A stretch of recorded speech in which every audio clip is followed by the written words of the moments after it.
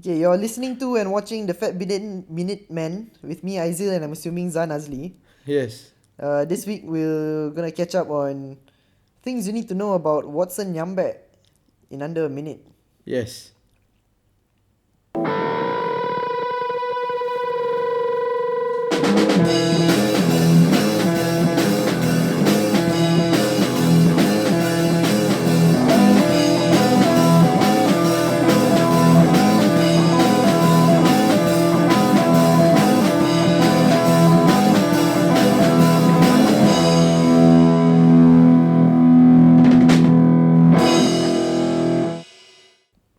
Okay.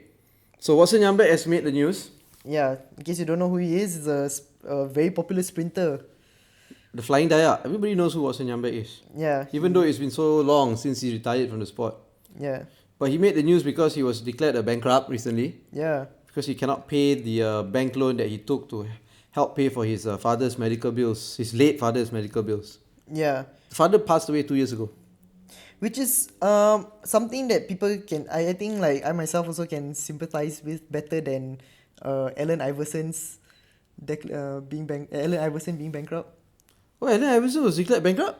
I don't know if he's declared bankrupt lah, but he's okay. Because I know 50 Cent also bankrupt. I don't know whether they're bankrupt, but they've got like crazy debt lah. Yeah. But Allen Iverson is very difficult to 50 Cent is bankrupt. Bankrupt. Yeah, Bankrupt. Actually bankrupt. Oh, wow. But that's to protect from his, assets being taken or something like that lah. Wow. They're doing it as a legal strategy. Right. Okay. So yeah, Watson Nyambek. So since everybody's so interested in Watson Nyambek right now, we thought we'd give you everything you need to know about Watson Nyambek in a minute. Yeah. Just so that maybe you guys would find more interest in him right now. Right. Yeah. So, shall we start? Sure. Okay, I'm gonna start the timer right now. Okay, Watson is known most popularly for his long-standing 100-meter sprint national record of 10.3 seconds. Interest in him largely stemmed from his rivalry with fellow sprinter Azmi Ibrahim in the 90s. Yep. Yeah. Watson first broke the national record in 1995 of Dr. M. Jagatesan, 10.46. Wait, he Watson got 10.46. Yeah, but M. Jagatesan held the record since 1966. Yeah, for a very long time. Yeah, so there was many more years than how long he's holding the he's record. holding the record. Yeah, but it was Watson's record was later matched but not broken by Azmi Ibrahim. It was matched. His rival. Yeah. Yes. So Watson became a favourite after beating Azmi in Sukma 1996 when he set a 10.33 second Sukma record that still stands today. Yep. Yeah. But in 1998, okay. Okay, man. Okay, it's difficult to fully like get everything in 1 minute lah. Under a minute because so we're just gonna go on. Watson Nyambek has a very interesting career. Yeah, we're just gonna go on. 1998, it was his golden year. He broke the national record in 1998 3 times. Yeah. Okay, 3 times. And the time was funny. It was 10.31. Then after that, it was 10.3. And then it was 10 flat. It was 0.01, 0.01, 0.01. 10 flat. Yes. But then the record's 10.3. Wow, okay. Okay, I guess that was like some technical thing. Yeah, which probably wasn't recognized lah. But that was the year that it was ultimately set at 10.3 seconds, which stands today as a national record. Yep. When he competed in the Malaysian Amateur Athletics Championships. Yeah. Oh, okay. That 10 is it's not recognized. Right. Yeah. Just like how I guess we were going to say that the guy who broke his record, that teenager, Badrul Hisham Abdul Manap, who ran what was his time? 10.29. 10.29 was not recognized because it was I think the wind gauge was not calculated or whatever, so it wasn't recognized. Yeah. So Watson Nyambek still holds the record lah, 10.3. So yeah, in 1998 was his golden year, but even though he set the record in the national record on that year, he lost to Azmi in the Commonwealth Games. Yep, they didn't reach the finals though. It was just in the quarterfinals. Okay, yeah. They didn't reach the finals because Commonwealth Games you got like world record holders from Britain and all that running lah. Right. Yeah.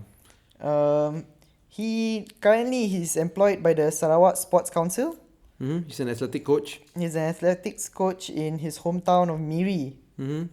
And he also runs the Flying Dayak Club with his wife. Which helps train young athletes. Yeah, including Which I think is quite a Paralympics noble also, idea. Yeah. It's actually quite a very noble effort lah. Yeah. You know?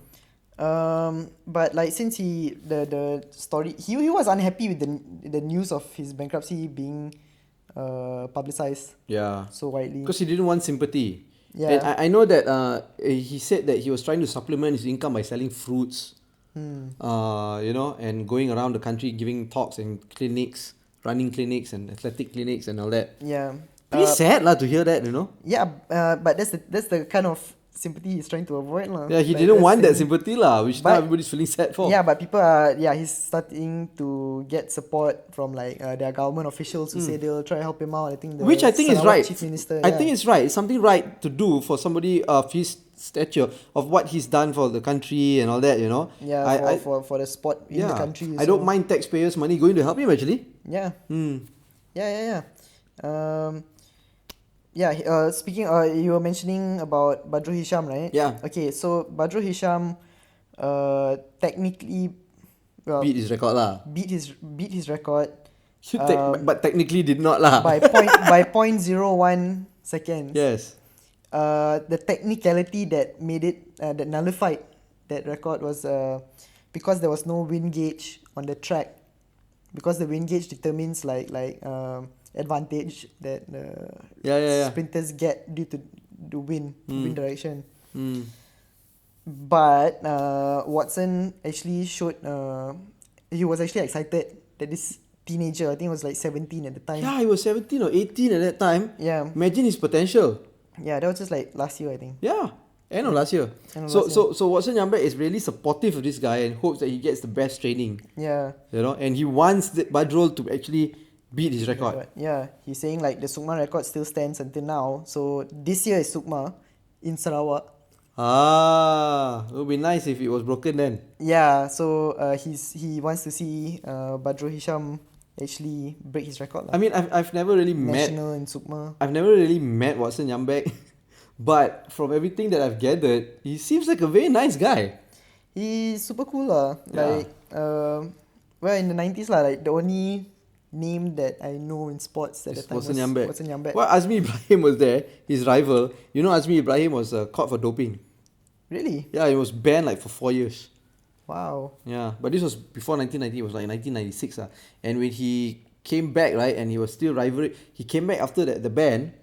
He was still like a top sprinter, you know, still competing. Even beat Watson Nyambek in 1998. You know, although he didn't beat the record lah. Yeah. You know, so wow, interesting. Yeah. You know one thing I want to add lah, if I can, is that we always look back into time and history. Yeah. Right. To see how great we were in sports. Like football, you got to look back. Sprinting, you got to look back. Well, now is it? Well, now we got Badrul Hisham lah, and that's why Watson Nyambek is so excited. Yeah. So right now it's a present thing rather than a look at last time. Yeah. But imagine how M. Jagathesan felt for the how many years? 1966. Yeah, so he 29 years. Yeah, it was a 29-year-old national record. So he spent like a long time looking back also. Yeah, man. Yeah. So I think the conversation actually is the same all the time. Everybody's always like, oh, why spend time looking back in the past when you should be focusing on the present? No, but I guess it's a good sign that the time period of the record, goes shorter lah. Yeah, that's true. Like 29 years. And now it's 17 years. Yeah. Yeah. Hopefully it goes down to like 5 years and then 2 years and then like every Sukma, somebody beats the record, then we know we're improving. Right. Yeah. But I think athletics get the least attention. Really? Yeah. Why? Who really... 100 meters, 200 meters, always people watch because it's exciting. Right. Like in the Olympics, people only wait for the 100 meter sprint. That's like the most watched event in the Olympics. Not the opening. Because like I only watched the opening and then like okay, I don't. And then the closing. Then I don't follow. That was only true for the Beijing. Yeah. Olympics. Okay, so if you like this episode, please share it with everybody you know. If you don't like this episode, please share it and torture everybody you know. Follow us on all our social media platforms at FatBidin or go to fatbidin.com to listen to more stuff and watch more stuff. Yes. Right? Yeah. Engage with us on the social medias. Let us Like know to what. engage. Yes. Look, comment, interact with us. Okay, we are open people. Yeah. Please let us know what you feel like you wanna know more about, but probably you read up online already. Yeah. So yeah, you've been listening to and watching the Fat Bidin Minute Man with me, Aizil, and I'm assuming Zan Azli. Yep.